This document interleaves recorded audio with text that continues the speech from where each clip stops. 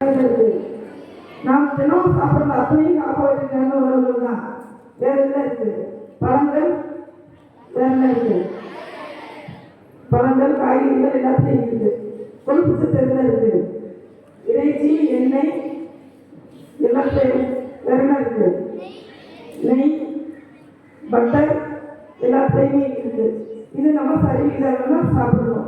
மெயினாக உங்கள் ஸ்கூல் ஸ்டூடெண்ட்ஸுக்கு மெயினாக பாதிப்பு வர்றது என்னன்னா ரத்த சோகை தான். அது ஹீமோகுளோபின் என்ற புரதம், அதாவது இரும்பு கலந்த புரதம் நம்ம உடம்புல குறைவாக இருந்தால் நீங்கள் உங்கள் ஏஜ் குரூப்பில் அந்த வளரினம் பெண்கள் வளரினம் வாய்ஸ் இந்த 13 வயசுலேருந்து 19 வயசு வரைக்கும் ரொம்ப முக்கியமான காலம். இந்த நேரத்தில் தான் உடல் உயரமும் சரி எடையும் சரி நம்மளுக்கு அதிகரிக்கும். இந்த நேரத்தில் உயரமும் எடையும் அதிகரித்தாலும் அதுக்கப்புறம் ஹைட்டு கூடவே கூடாது.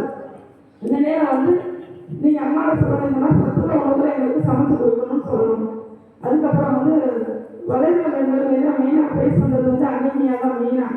அதுக்காக வாரம் வியாழக்கிழமை சத்து மாத்திரை கொடுக்குறோம். எதுக்குன்னு தெரியுமா? சாப்பிட்டீங்களா?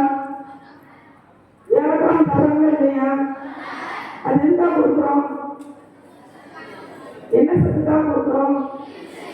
இரும்பு சத்து குறைவானாலே என்னென்ன வியாதிகள் வரலாம்? இரும்பு சத்து உணவு குறைபாடுகளாலே வரலாம். ரத்த சோகை உணவு குறைவாக உட்கொள்வதனாலே வரலாம். இல்லைன்னா ஒரு ஹீமோலைட்டிக் அனிமியா, ஏகாஸ்டிக் அனிமியா, அந்த ரத்த செல் அணுக்கள் குறைவாகிறதுனாலே வரலாம். அதுக்கப்புறம் அதிக ரத்தப்போக்கு ஏற்படுவதனாலையும் ரத்த சோகை வரலாம். அதுக்கு severe anaemia, mild, moderate, severe 3 variety இருக்கு. மைல்டு வெரைட்டிக்காக இங்கே மருந்தெல்லாம் கொடுத்துட்டு இருக்கோம். சிவியர் வெரைட்டிக்கு அருகிலுள்ள ஆரம்ப நிலையத்துக்கு அங்கிருந்து மேற்பரிந்துரை செய்து ஸ்கேன் பண்ணி என்ன காரணம் பார்த்து அதை கம்ப்ளீட் ஹீமோகிராம் டெஸ்ட் எடுத்து என்ன பிரச்சனைனாலும் இவ்வளோ சிவியர் அனிமியா வந்தது அப்படின்னு கண்டுபிடிச்சு அதுக்கு வரைக்கும் பார்க்க முடியும். அப்புறம் உணவு உட்கொள்ளணும், ஞாபகம் மாத்திரைகளை எடுத்துக்கொள்ள வேண்டும்.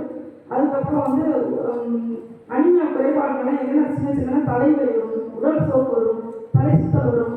ஒரு 4 days ஒரு டே சிவியர் ஹெட்டேக், தலை சுத்தம் மட்டும் இருந்துச்சு. பொண்ணு வந்துச்சு பார்த்தா 3.4 grams இருந்துச்சு ரத்தம். என்னன்னா இவ்வளோ இருக்கிறாங்க. நாங்களும் சும்மா சைக்காலஜிக்கலாக சொல்கிறாங்கன்னு நினச்சா 3.4ங்கிறது ரொம்ப குறைவு. நாமளும் எவ்வளோ இருக்கணும் சொல்லுங்கள்? நாமளும் எவ்வளோ இருக்கணும்? 13 கிராம் இருக்கணும். லெஸ் தேன் 7ங்கிறது சிவியர் அனிமியா, 8 to 10ங்கிறது மாடரேட்டு, மோர் தென் 12ங்கிறது நார்மல். அதாவது ரத்த சோகை வந்தால் உடலில் சோர்வு வரும், மனசோர்வு, உடல் சோர்வு வரும், படிப்பில் கவனமே வரும். அதுக்கப்புறம் தலைவலி வரும். அதுக்கப்புறம் உங்களுக்கு மாதப்பட அதிகமாக போச்சுன்னா அதோட செயல் அது தண்ணி உங்களுக்கு பயணிக்கிற கெப்பாசிட்டி இருக்காது. இப்போ எதுக்காக யாரும் மாத்திரை அந்த மிக்ஸ் மாத்திரை கொடுத்துட்ருக்கோன்னா ஆஃப்டர் டெலிவரி ஒரு 18 வயசு 23 வயசுக்கு அப்புறம் நம்ம கல்யாணம் பண்ணி கொடுத்ததுக்கப்புறம் பிரசவ நேரத்தில் பிரச்சனைகள் வந்துடக்கூடாது. புறப்பிரசவம் வரலாம், புறப்பிரசவம் வந்துடக்கூடாது, குழந்தை வயசுல இறந்து திறந்துடக்கூடாது. ஓவராக ரத்தப்போக்கு ஏற்பட்டு உயிரிழப்பு தாய்க்கும் குழந்தைக்கும் வரக்கூடாது. அது ஆரம்பத்திலேருந்தே உங்கள் வலைதளம் தருவத்திலேயே ரத்த சோகையை கட்டுப்படுத்தணும் அப்படின்றதுக்காக இப்படி உங்கள் படிப்பை நல்லா கவனம் அதிகம் செலுத்தணும், நல்லா படிக்கிற காரணத்தினாலே கவர்மெண்ட் இந்த இதை கொண்டு வந்திருக்காங்க. இந்த ஸ்கீமை வேளாண்மை மாற்றம் சாப்பிட்றீங்கள